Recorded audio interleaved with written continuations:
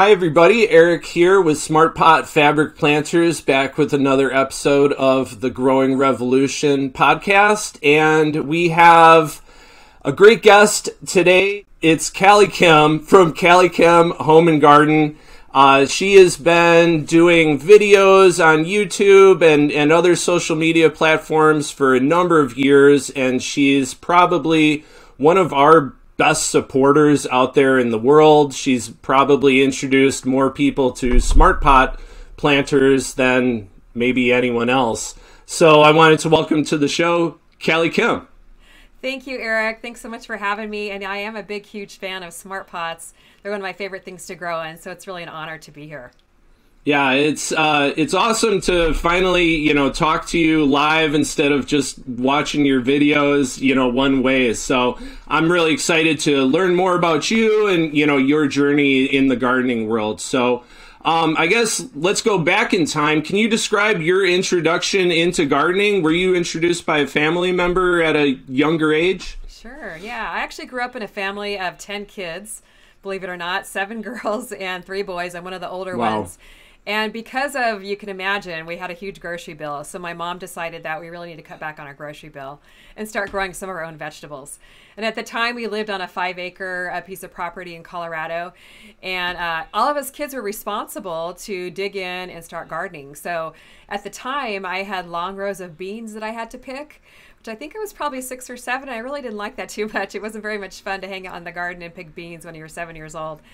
But over the years, especially as an adult, I developed appreciation for it. Just remembering my mom like canning and freezing and, all the taste of the homegrown food. We pretty much had it year round because of her preserving it. And then when I had my own family with my own, husband and children, I wanted to have that same experience for them.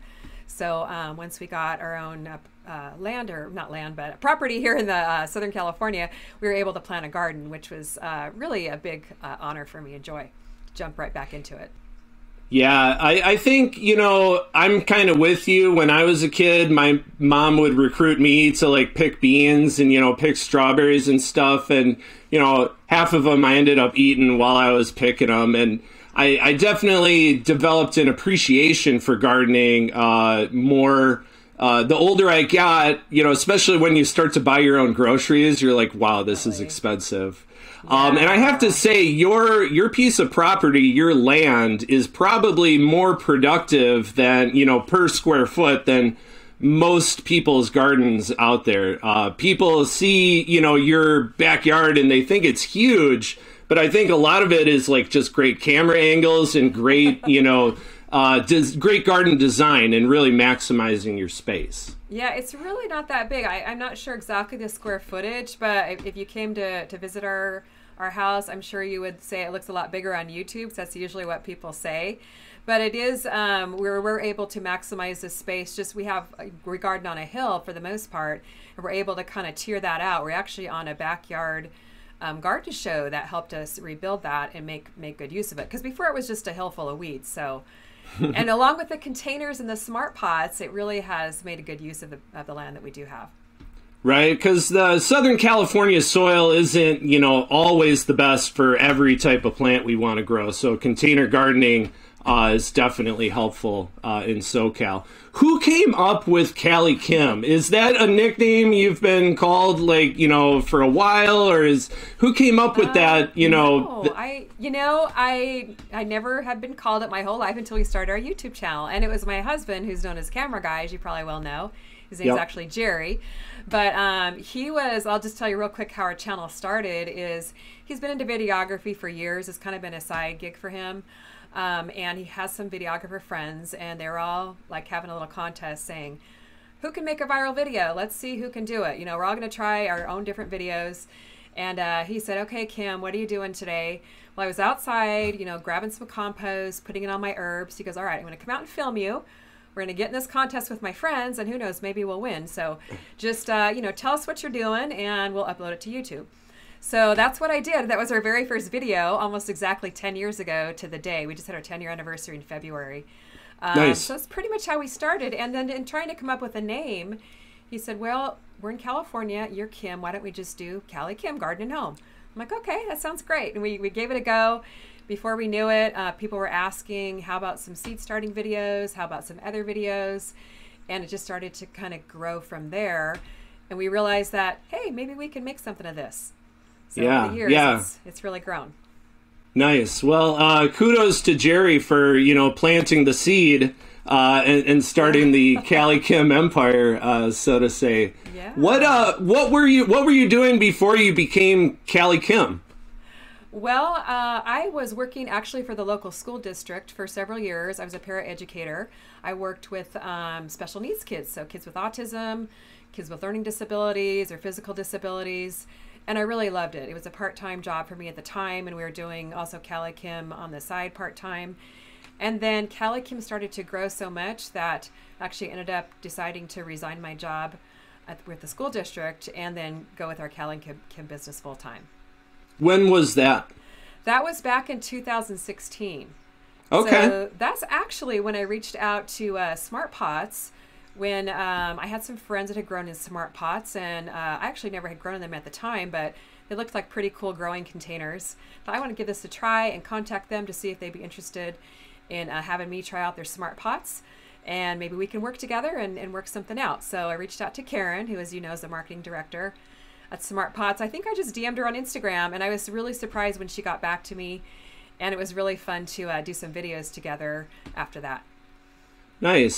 So that's kind of, how the relationship started with you is just, hey, how's it going? And then, it just mushroomed from there to where, like, you've done so many videos on basically every single one of our products, and now we've kind of partnered with you. So it's just been a great organic relationship. I can speak for the home office when I say we love what you've been doing for us. So we appreciate that. And I love growing your containers. And the great thing about it is that I tried them out back in the beginning there. Absolutely love them, of course.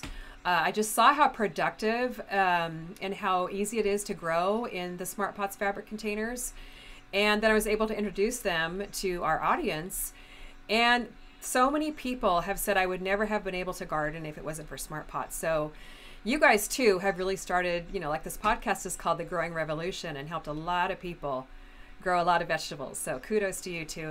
It's a great, I love working with you guys. Yeah, the Smart Pot, has technically been around for 30 years, but really maybe like 15 or so on a retail level. And it's kind of amazing, the percentage of gardeners who have never heard of a Smart Pot before is very high. So I think there still is a lot of, market share and exposure that, we can do. And, like I said, your videos are such a boost to our image. It's just been incredible. What would you say your favorite Smart Pot product is? I mean, essentially it's, the same fabric, but just different colors, shapes, and sizes. But for you, what do you like the best? That's a tough one because there's so many that I love. I just actually filmed a video this morning on the crate liners.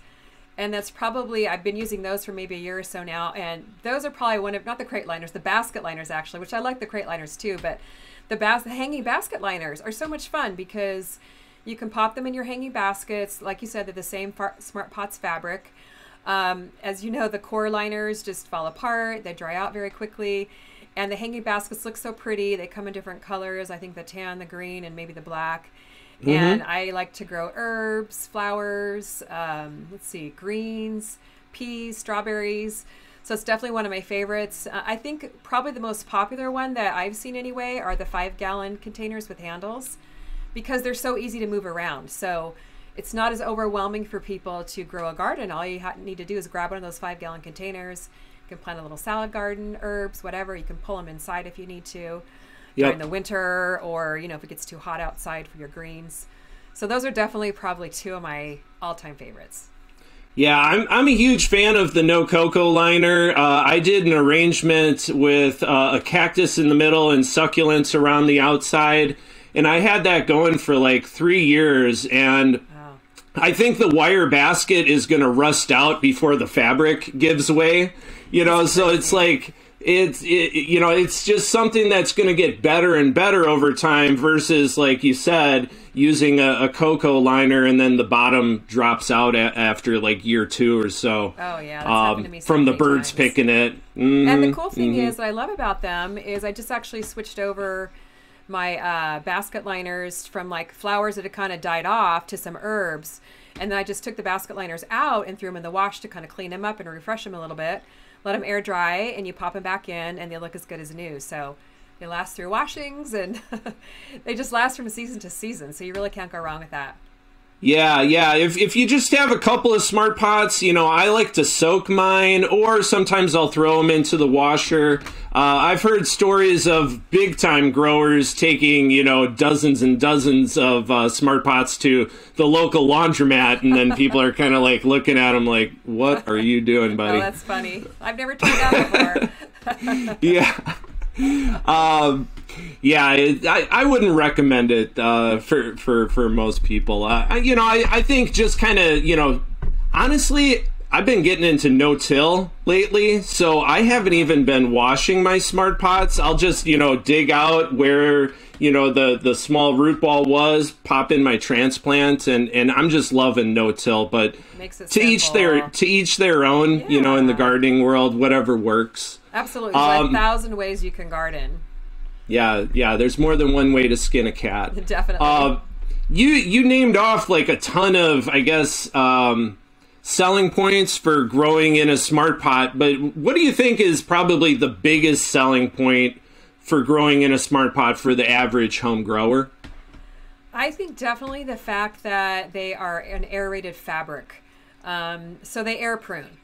So what that basically means, and I know that you know, but in case some of the listeners don't know, is that in a plastic container, it's happened to me so many times over the years before I use smart pots, the roots just kind of circle around, and then the plant just starts looking sickly. Maybe it dies, it doesn't, thrive.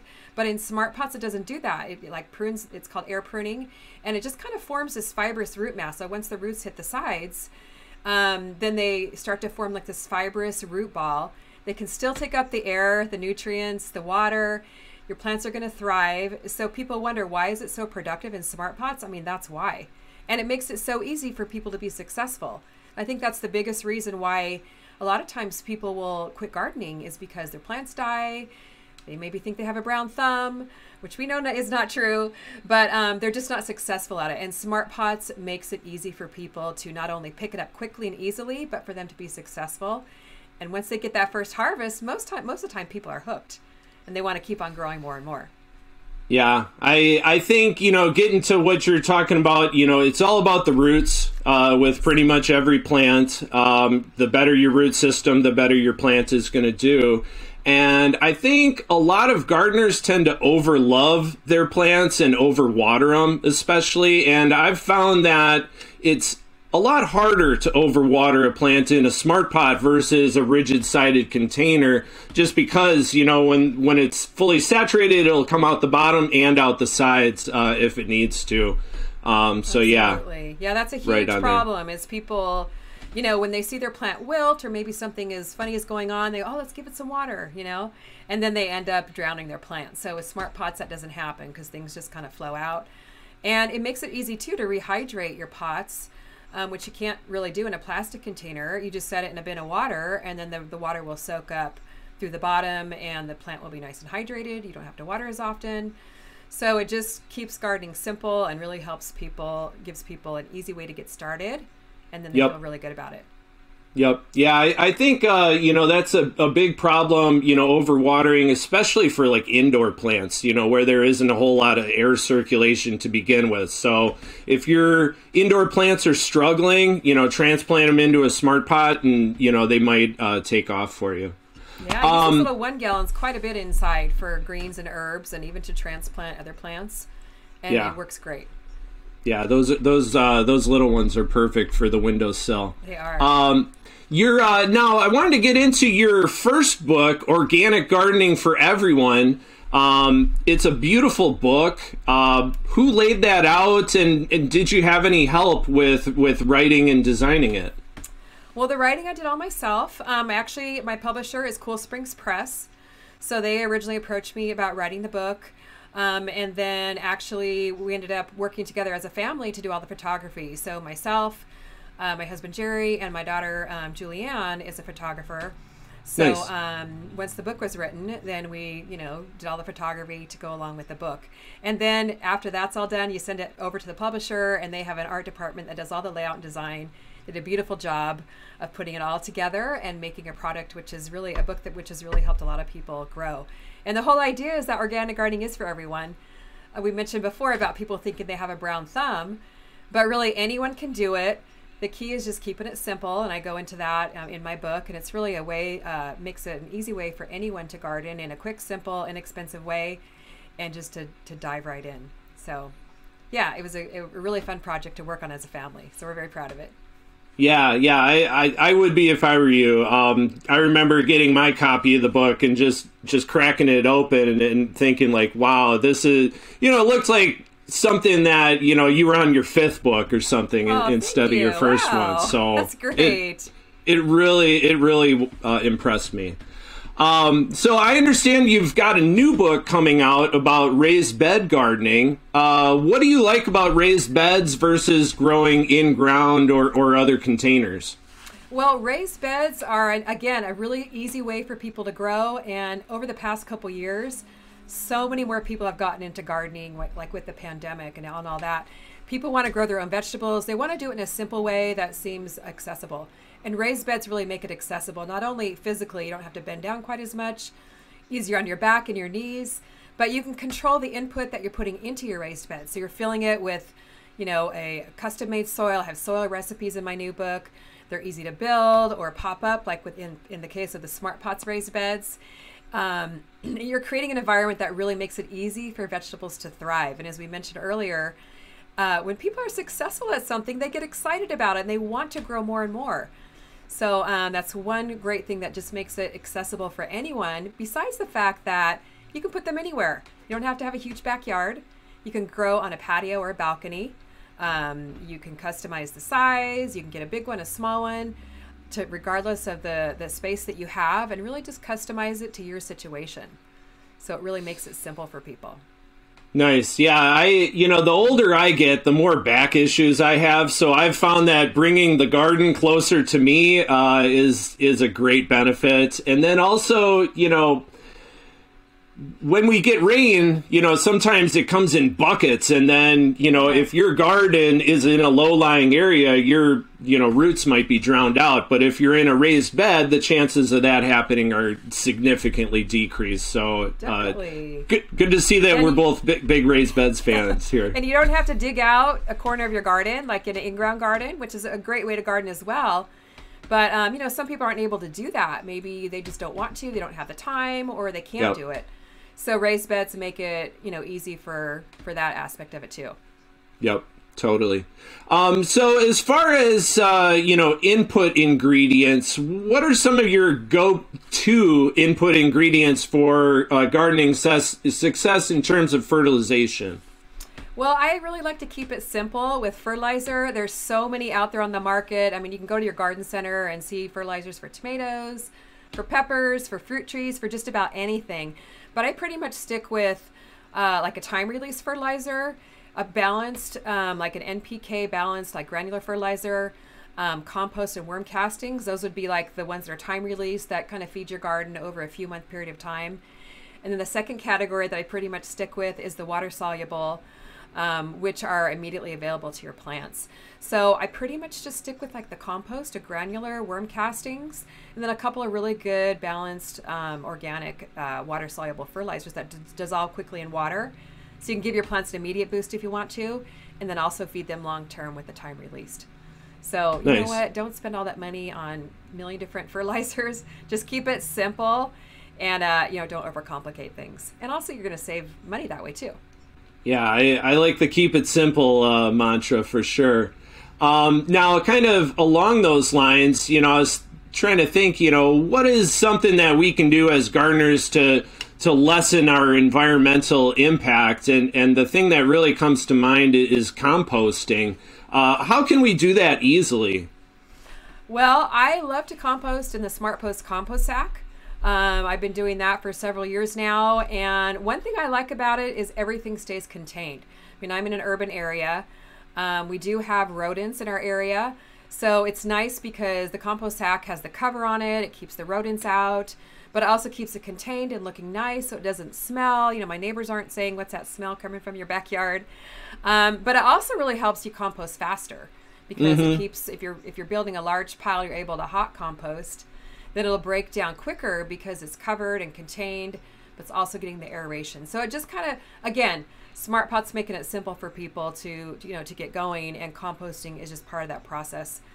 Now, I've had a lot of people say, I don't have room for that big compost sack. And I actually did a video several years ago on how to compost in one of the 5-gallon containers. Nice. And the key for that is just getting your compost ingredients broken down into as small particles as possible. So I actually threw a bunch of my food scraps in the blender, blended them up, and then layered that with like leaves and grass clippings and different things to make a really small little 5-gallon compost pile. And it broke down in maybe 6 weeks or so with, making sure it got watered and turned and things like that. But really anyone can compost and, take care of not having such a big carbon footprint and just throwing things in the trash. So it's a great way to really help yourself be a little bit more sustainable. Yeah, I just moved recently, and at our old apartment, my girlfriend was opposed to the idea of composting, but now that we have a yard, she's all for it. And I'm just amazed by how fast my composting has built up. Like, we have a little countertop, container in our kitchen, and that thing fills up, in a day and a half. And then I take that out to my 15-gallon Smart Pot that I'm using as my, intermediate compost sack before I start filling up the big boy. So yeah, oxygen is the key to, root success, microbial success, and composting success. The more oxygen we get to that compost, the quicker it breaks down. So yeah, get a compost sack. Yeah, it's always a popular topic. In fact, my most viewed video on YouTube has 2.3 million views, and it's on composting. So it's one of the videos I made in the early days. And then I have lots and lots on making compost in the compost sack. So plenty of resources out there on how to compost quick, simple, and inexpensive for sure. Yeah. Was that 2.3 million view video, was that the first one that you did, like in the viral challenge that you were talking about? No, that one actually does not have near that many, but I made the kind of the viralish video, I guess you could say. It might have been a year or two after we started our channel. But it's definitely one of them. Our most popular playlists on YouTube is on composting for sure. Yeah, who would have thought, over 2 million views about composting. But I mean, it's such an important thing, that more gardeners should be getting into. So kudos to you for being a composting advocate. Yeah, I love it. Yeah. So you're very interactive with your followers. What have you seen or heard that has made you the most proud of what you're doing in terms of gardening education? Well, I'd say when you hear people say how gardening has changed their lives, sometimes we're out in the backyard making videos. We love it. We absolutely love, I love growing. Jerry loves filming. But when you're interacting with people, you get to really see the personal side. And you get to hear people say, wow, I started gardening during the pandemic. It kept me sane when we had to stay home all the time. It gave my family something to do. It gave me fresh vegetables to eat. So that's amazing. But I think even more touching is when you hear stories of people saying, I had cancer, I had diabetes, I had heart issues. I had to start eating healthier. And I got into gardening, and it just completely changed my health around. So that to me is like change lives, really are motivating for us to just keep on going and make us do feel very proud that we've been able to communicate how to do that to people in a way that makes it easy for them. So it definitely really keeps us going. Yeah, in a sense, these people are saving their own lives, by kind of adopting a healthier lifestyle, getting active, gardening, eating healthy foods. Because store-bought foods, most people don't realize is harvested, weeks before optimal, ripeness and nutrition. Most sugars and minerals are packed on in the last couple weeks before harvest. So, grow your own, grow the best, and be healthy. Awesome. It makes a huge, huge difference. Even if you have something from your garden, homegrown, like once a day, or even a couple of times a week, it really, really makes a huge difference in your health. Not only your physical health, but your mental health. Yep. And I think I'm a big proponent for that is get outside, make it part of your daily routine. Coming home after a stressful day or you're feeling a little bit down, you need a little lift, just head out to the garden, listen to the birds, look at the flowers, harvest a few vegetables, and before you know it, you're going to be feeling a whole lot better. It's pretty rare that I go out into the garden and I'm coming back feeling more stressed than when I walked in, for sure. Oh, definitely. It's just a lift, and you get outside, and it just makes you feel good. Yeah. Now, besides Jerry, your dog Mac is a big part of your videos. Any tips for dog owners who garden? What should they be aware of? Any issues? Well, we've been actually very fortunate with Mac because he's a border collie, which are typically super high energy dogs. He's very mild-mannered, very calm. He's never really had a huge digging problem, but I think that could be the biggest issue for dog owners, is their dogs will go and dig in their gardens. The few times we have had issues with that, I try and put up little barriers. It's usually when there's empty soil, like when I just planted something. So I'll try and put up little barriers, small little fences, like wire fences that are temporary, you can remove after a while. One thing that has worked too with like local cats is sticking forks in the soil, like plastic forks with the tines up, because they don't want to walk across that, and that can help deter your dog as well. But, I think it's great to be outdoors with your animals. I mean, he's gotten to where he'll follow us around for videos. He kind of knows, like, when the camera comes out. But for the typical home gardener, dogs are such social animals that just take them out in the garden with you, see if you can feed him some of your vegetables. Mac hasn't really gotten into vegetables yet, unfortunately. But, again, it's part of that mental health aspect of just being outdoors and having your family and your pets out there with you, too. Yeah, it's kind of funny. Some dogs just love vegetables and they'll eat them, all day long, and other dogs are pickier. I guess, just like people, we all have our preferences. That's right. So getting into, people that maybe say like, oh, I have a brown thumb, I can't garden. Like, why do you think they have that opinion of gardening? What do you think is probably, people's biggest challenge in terms of gardening? I see really the biggest challenge a lot of new gardeners face is with watering. I think that's really a big key. People don't know, like, when do I water? How do I water? How much do I water? That's definitely the question I get asked the most when it comes to gardening. So, once people kind of get that down a little bit, and Smart Pots definitely does help with that issue for sure. And then just keep it consistent. That will help people, easily grow more vegetables. So I think that's number one. The second one being is that they're trying to grow the wrong vegetable in the wrong season. So in the hot California summers, they might be trying to grow lettuce, which doesn't do well over 80 degrees. So no, it's just going to bolt. Oh, I can't do it. I just can't do it. But if you're working with the seasons, and I talk about this in Organic Gardening for Everyone, keeping it simple is really working with the seasons and planting the vegetables that will thrive in the season or the temperatures with, in which they're supposed to thrive. And that will really set you up for successful gardening. And then you get that taste of that harvest and a little bit of success, and you'll be off to the races. Yeah. I think people need to, maybe have more tempered expectations. Like you said, you're not going to grow lettuce in Phoenix when it's 120 degrees very easily. So, work with Mother Nature. Don't try and, be too ambitious. Keep it simple. And I was just going to emphasize that point is my garden motto, which I talk about that in Organic Gardening for Everyone too, is to keep it simple and then expand later.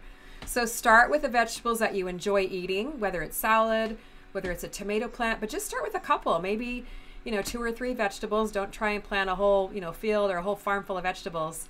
And just kind of get a few little basic skills under your belt, like watering and harvesting and watching your plants develop, and then get that first harvest.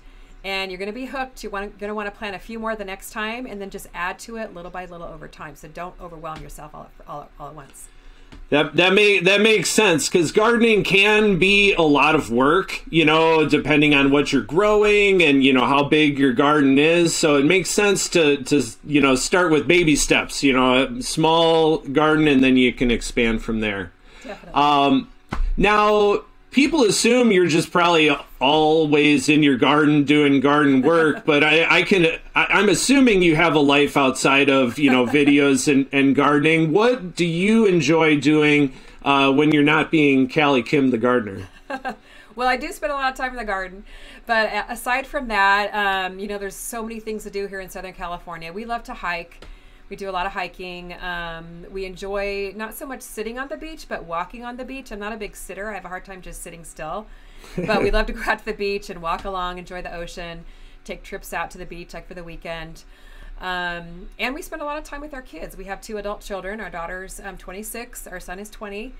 So we spend a lot of time with them, just hanging out in the back, grilling, having friends over. I mean, we're pretty simple people that way. But just spending time with friends and family and getting in the outdoors is what we love to do the most. Nice. Makes sense.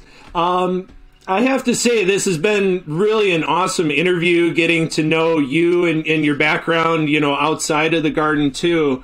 Now, I'd imagine a lot of people watching this are already, following you on YouTube and Instagram, but I'm sure there's a few stragglers that aren't. Where can people find, more Cali Kim info and content? Well, sure, yeah. Our YouTube channel, CaliKim Garden Home, and our website is CaliKimGardenHome.com. And all my books are available there, all my seed collections. And we do have a customized brand of Smart Pots. We're co-branding with Smart Pots over there as well. So definitely come on by, say hello, leave a comment on a YouTube video or on Instagram, and I would love to interact with you.